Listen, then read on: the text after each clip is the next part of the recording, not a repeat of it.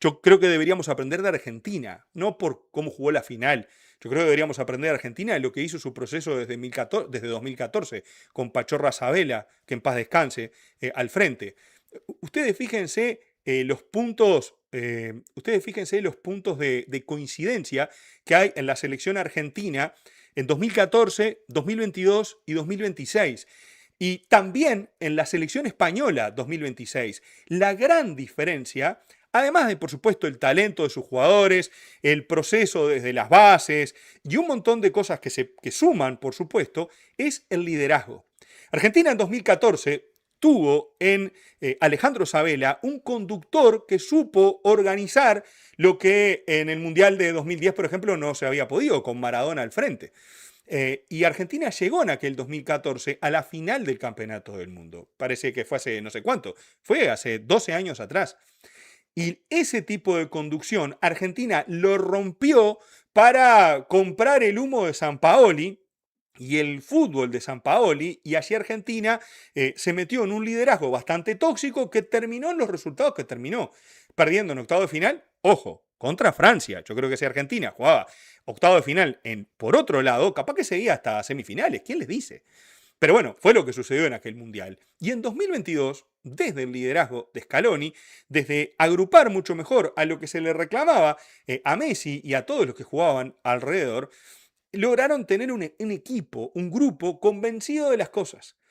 Y ahora vos escuchás a De La Fuente, un tipo que nunca dirigió en primera división, un tipo que generó un equipo que se jugó por un arquero que todo el mundo le decía que tenía que jugar al arquero del Arsenal en lugar del Atlético de Bilbao, y fue una de las diferencias de este campeonato del mundo, no porque no haya recibido goles, a España casi que no le patearon al arco en todo el mundial, sino porque era parte de un estilo de juego que Unai Simón entendía muchísimo más que tal vez Raya, que podría haber sido debajo de los tres palos el arquero titular.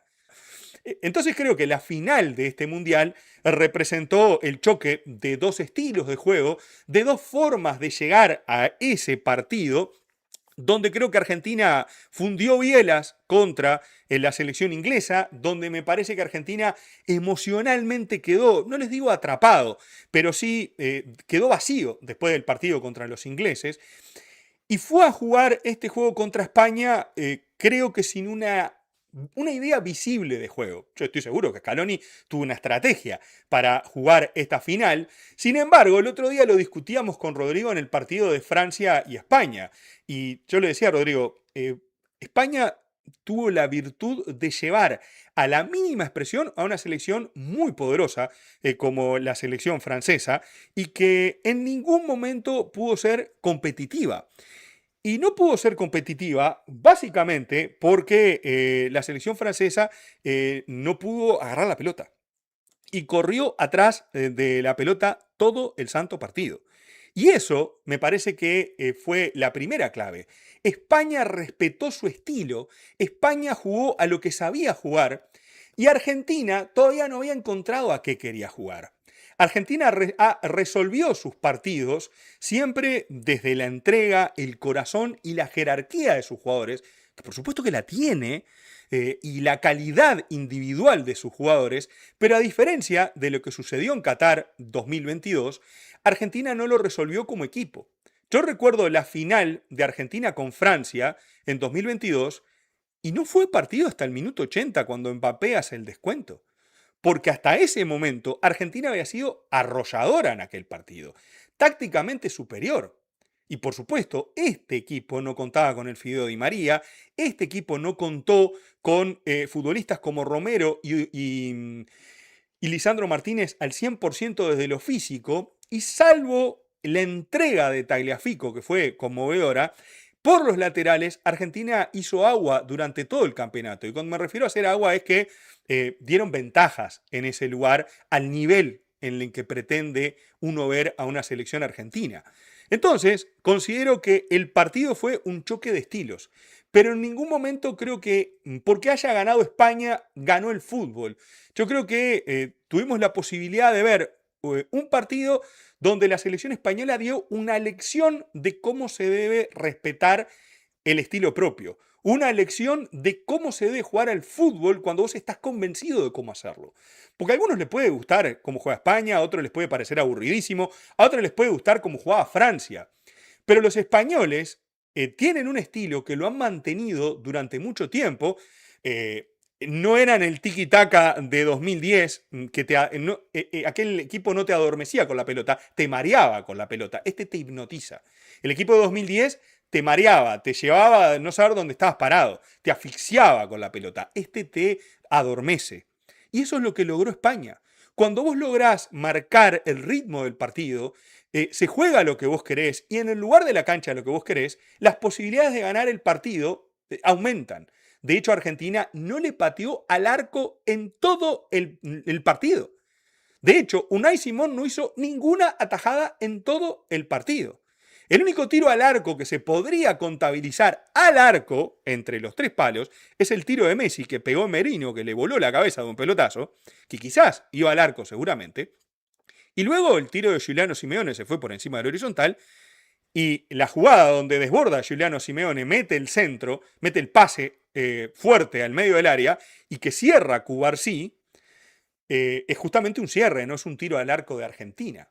Entonces estamos hablando de un dominio tan grande que España no lo pudo coronar en el gol o en la goleada, más allá de que tuvo un gol que para mí fue mal anulado, como el que le sacaron, si mal no me acuerdo, en el primer tiempo suplementario, o en el segundo tiempo, ya no recuerdo exactamente, y donde el Dibu Martínez fue figura transmitiendo seguridad y teniendo 2 o 3 intervenciones muy buenas. Un cabezazo de Nico Williams ahí que la roza en un centro que el Dibu va abajo contra su derecha, y la tajada del final de los 90 minutos en el tiro libre de Lamine Yamal, que el Dibu Martínez tapa muy bien.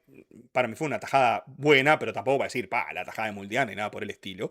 Pero sin lugar a dudas, el Dibu Martínez fue quien sostuvo a Argentina a lo largo de los 120 minutos de juego, 120 y tantos que duró el partido. De hecho, fue él el responsable de que esto, ahí está la imagen, por ejemplo, de Lamine Yamal en la primera jugada del partido, donde se le van muy fácil por el costado izquierdo. Yamal define muy suave, la pelota rebota en Lisandro Martínez y el Dibu Martínez con las piernas la termina atrapando. Entonces, a mí me pareció que la final estuvo muy buena, que el fútbol ganó en el momento que pudimos ver a dos escuelas de fútbol muy diferentes enfrentarse, y que, por supuesto, hubo un arbitraje que fue polémico, no, fue malo. Para mí el arbitraje fue malo. Más allá de que la expulsión de Enzo Fernández fue bien decretada, considero que Paredes también debió haber seguido el camino de Enzo Fernández, porque entró pasado de rosca. Y uno no puede, ¿cómo decirles?, juzgar a los jugadores por cómo entran emocionalmente a un partido donde está siendo totalmente superado, porque era desesperante ver a los jugadores de Argentina correr atrás de la pelota. Y creo que Lionel Scaloni fue preso de su propio, ¿cómo decirles?, de su propio éxito, de su propio plantel o de su propia idea, porque me parece que en un partido de este nivel, jugar 9 contra 10 defensivamente como jugó España, 9 contra 11, perdón, como jugó Argentina contra España, es mucha ventaja. Y me refiero al 9 contra 11 porque Messi no marca. Entonces, yo creo que una decisión osada de un técnico que le ha dado tanto a Argentina, más allá que Messi intervino en 2 jugadas puntuales del partido, ese tiro que pegó la cabeza de Merino y la jugada de Giuliano Simeone. Y después Messi no la tocó en todo el partido. De hecho, la otra que tuvo, Unai Simón lo anticipa muy bien saliendo lejos del arco. Ya lo había hecho contra Mbappé 2 veces en el juego contra España, y lo habíamos destacado acá en la conversación con Rodrigo. Considero que Messi debió haber sido sustituido. Y usted me dirá, Pablo, qué exagerado. España jugó muy cómodo porque la línea de 4, que De La Fuente nunca movió, salía tranquilamente. Porque Julián Álvarez estaba jugando casi como estaba volanteando o recibiendo los pelotazos de los compañeros, siempre sin éxito. Y era muy fácil romper la primera línea de presión porque no la había. Entonces, Argentina terminó padeciendo el partido justamente por no tener ese jugador de extra que a ese nivel hace demasiada diferencia. Entonces, para mí, El cambio, uno de los cambios de este partido, por mucho que le puedan pesar al entrenador de la selección argentina, era la salida de Messi. Y la entrada, ¿qué les gusta? De Lautaro Martínez. Porque tenías que tener una intensidad que Argentina no estaba teniendo por lo flojo físicamente que estaban siendo sus jugadores y por el poco fútbol que tenía. De hecho, creo que Nico González debe haber sido recambio, no titular, pero también la mitad de la cancha había sido un problema para la selección argentina. Y hoy, salvo Nico González, Argentina termina jugando con yo lo llamo un triple 8. Bien, en el equipo titular. Un triple 8 más Nico González, Messi y Julián Álvarez. Messi de falso 9, Julián por un lado, Nico González por el otro. Y cuando empezás a repasar cómo juega la selección argentina, fue lo que padeció durante todo el Mundial y algo que veníamos conversando siempre. Cualquier selección le ganaba fácilmente el mediocampo, lo quebraban porque jugaban muy en línea. Y el ingreso de Paredes, saliendo Nico González, era la respuesta a eso que estaba sucediendo, pero Paredes entró a pegarle a todo lo que se movía. Debió haber sido expulsado y ahí es donde uno le reclama al arbitraje tal vez mayor severidad.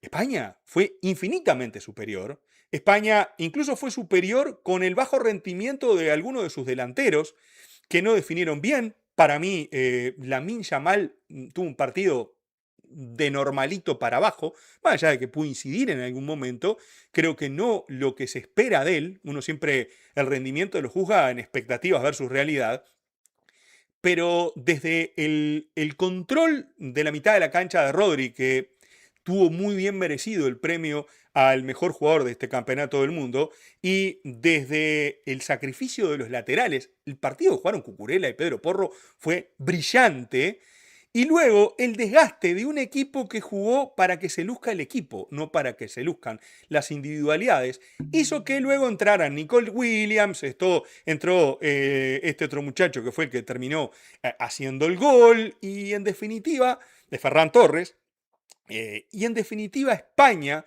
con los cambios, refrescó esa idea y terminó siendo más profundo. Entonces, de hecho, viene el centro de Pedro Porro al segundo palo, Nico Williams la baja, la tira hacia atrás, la devuelve hacia la cancha y Ferran Torres le rompe el arco al Dibu Martínez, en la única forma que tenían ahí de poderle hacerle un gol al Dibu. Entonces, lo de España hubiese sido una injusticia o una pena o algo para llamarlo injusto, por decirlo de alguna manera, si Argentina resistía a los 120 en el 0-0 y se iban a los penales, y yo estoy seguro que Argentina se lo ganaba a los penales.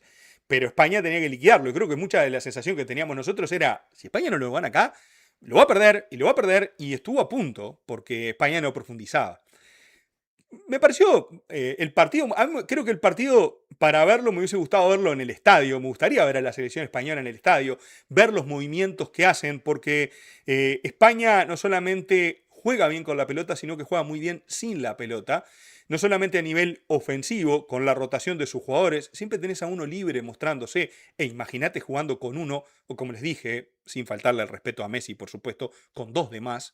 El equipo español también cuando defiende es un equipo que siempre te anticipa.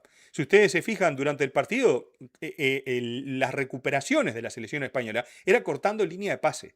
No era el trancazo, el forcejeo, no, era cortando línea de pase. España te presiona, te va a buscar y te fuerza el error.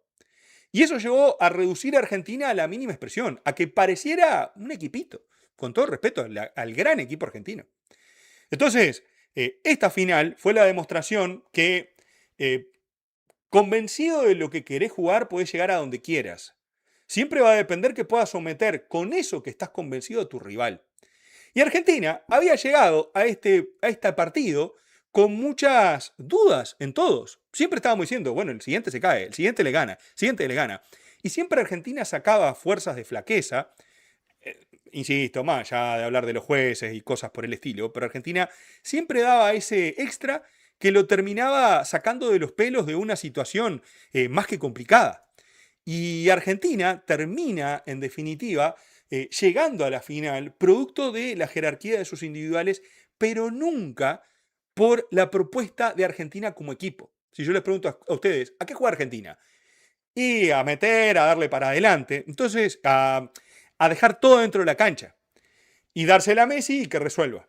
porque lamentablemente se terminó transformando en eso. Al no tener a Alfredo Di María, para mí Argentina resintió mucho su juego, al no tener una mitad de la cancha con jugadores que abrieran el campo o laterales que lo pudieran hacer de manera efectiva, me parece que Argentina perdió mucha capacidad de sorpresa, más allá de la que podía generar Messi. Entonces, Argentina termina perdiendo en su ley. Hoy estaba viendo un reel de Manu Ginóbili en 2016, después de haber perdido no sé qué final, donde dijo, nosotros quisimos pelearlo el partido y nunca estuvimos cerca. Yo no sé si fue un partido contra Estados Unidos en un mundial o algo de eso, no lo recuerdo.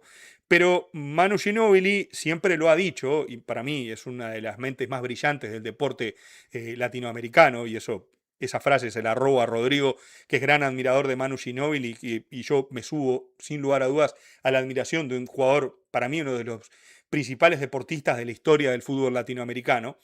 Y Manu Ginóbili decía, cuando vos basás tu juego en la entrega, en el corazón, en algún momento vas a encontrar tu límite, porque no se gana con huevos. Los huevos, el corazón, la garra, el espíritu, el entusiasmo, llámenle como quieren, es un complemento al talento y a jugar bien. Y me he cansado de hablar en este canal, hasta escribí un libro que le puse Obdulio son los padres, donde el motivo del título es decir, no se gana con la garra es un complemento.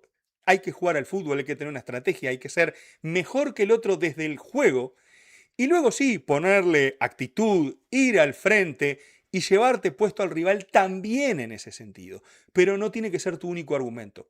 Y Argentina, a medida que los rivales se fueron poniendo cada vez más difícil, fue ganando la actitud de sus jugadores, complementada con la calidad individual incuestionable, pero encontró su límite, y ese límite se lo puso España, que fue el justo ganador del partido. Desde mi punto de vista lo dio ganar a los 90, la estiró demasiado, por cábala se ve que los españoles quieren ganar los partidos en el alargue, y donde su arquero Unai Simón no tapó una sola pelota en todo el partido, y eso habla muy bien de la selección española, como dijo Rodrigo en nuestra discusión en la semana pasada, que defiende muy bien, y yo le agregaría a eso que dice Rodrigo, España defiende muy bien porque te somete, te adormece y te ataca demasiado bien. Y es el dueño del partido en todo el tiempo.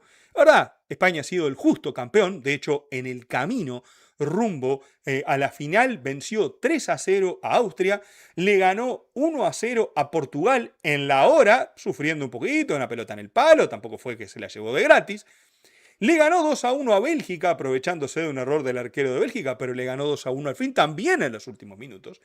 Y le ganó a Francia, reduciéndolo a la más mínima expresión, a un equipo que se había comido a los niños crudos de principio a fin.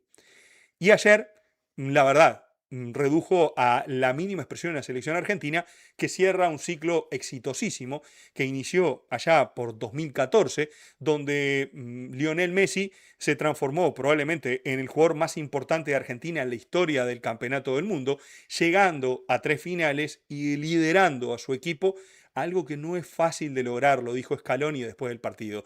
Estas cosas se valoran con el tiempo. Y creo que el tiempo pondrá en su lugar a lo que hizo la selección argentina en este campeonato del mundo y sin lugar a dudas le dará una magnitud importante a este triunfo de la selección española que desde que cambiaron su forma de jugar y que se convencieron de ella, desde que se prepararon desde mucho tiempo antes y que lo aplicaron y que un mal resultado o las críticas o lo que sea nunca lo sacó de su foco, eso te lleva siempre a estar más cerca del éxito. Podemos entendernos, pudo haber perdido. El fútbol es un deporte a veces que puede llegar a ser injusto y un equipo que no te patea en todo el partido te puede ganar un campeonato, te puede dejar eliminado en una serie de mata-mata. Pero esta vuelta los españoles lo hicieron muy bien, lo ganaron de manera más que merecida y son los nuevos campeones del mundo y defenderán en su tierra el título del mejor de todos en estos próximos 4 años, cuando a partir del 8 de junio de 2030 inicie en mi queridísima ciudad de Montevideo el 24º campeonato del mundo de la historia de este deporte que sin lugar a dudas nos va a seguir atrapando, que va a seguir generando discusiones, polémicas, quejas, peleas, chicanas y un montón de cosas. Y desde ya les estoy agradecido a ustedes, como los que están en vivo en este momento, y a muchos de los que estuvieron a lo largo de todo este campeonato del mundo por haber apoyado el canal, por haber estado por aquí, al menos comentando, viendo algún rato de los videos y lo que tenía para ofrecerles. Espero haber estado a la altura de las circunstancias, haberles llevado un buen contenido y haberlos entretenido un poco a lo largo de todos estos días que duró Norteamérica 2026. Parrafito aparte para el festejo de los españoles con el presidente de los Estados Unidos, que él pensó que era como en este país, ¿no? En Estados Unidos, donde el dueño del circo, la copa en los deportes de Estados Unidos, los deportes profesionales, se las dan al dueño del equipo.